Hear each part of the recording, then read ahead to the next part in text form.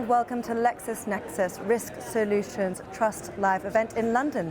I'm Hannah Wallace, and kindly joining us away from the busy event is Professor Mark Button from the Centre of Cybercrime and Economic Crime for the University of Portsmouth.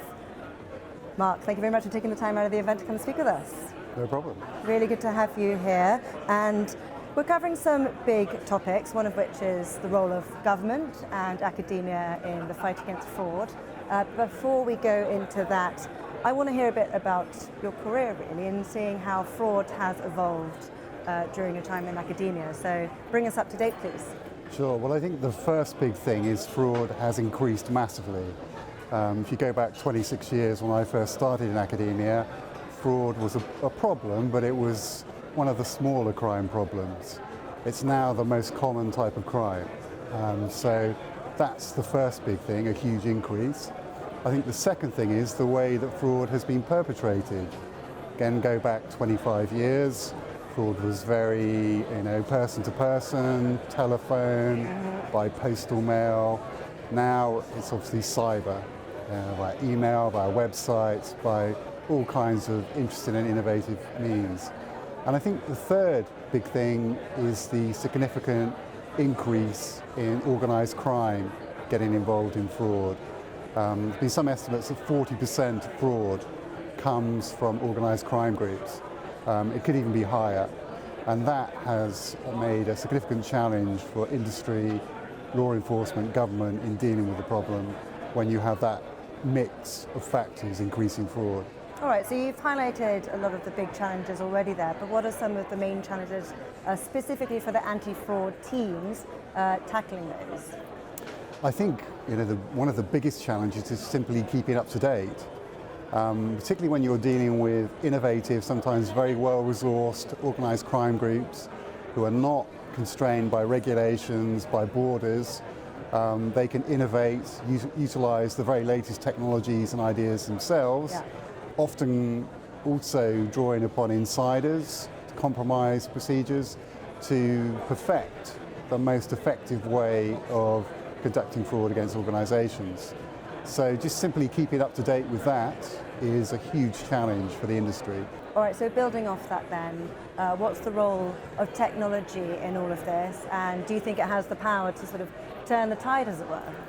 I think fraud is always going to be with us. There's always going to be a large pool of active fraudsters in this country and abroad, particularly organised fraudsters. So there's always going to be fraud. But that doesn't mean we can't significantly reduce it. And I think technology, and I think particularly things like data analytics, identifying high-risk transactions, high-risk persons, is a significant tool that can be utilised to make it much more difficult for the fraudsters and much more expensive to conduct fraud. So it's not a complete no-win situation for the industry. They can do a lot.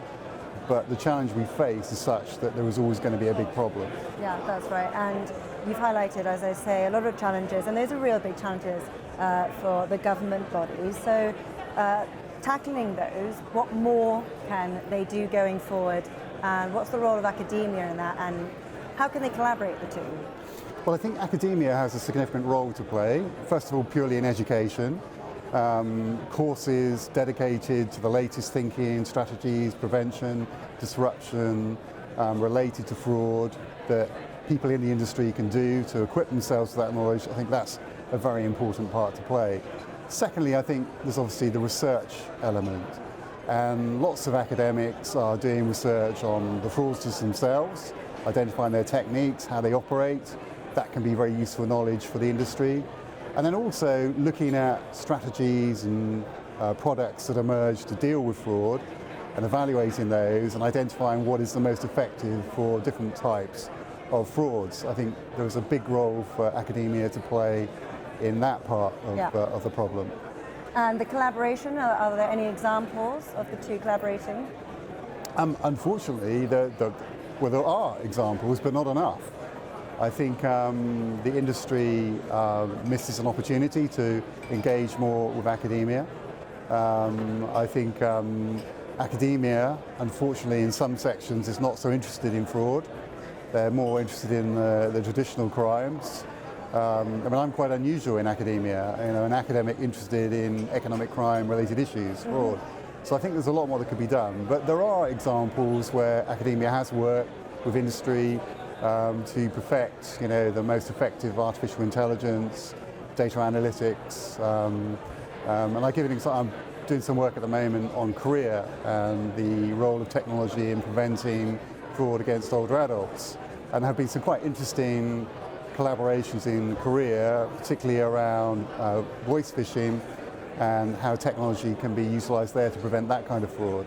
That's interesting, because I think that academia is needed, because there are some big political questions, theoretical and ethical as well. So I'd like to go into those, but we don't have time today, and while we've been sitting here, the event's definitely got more busy around us. But Mark, thank you so much for your time and sharing your insights.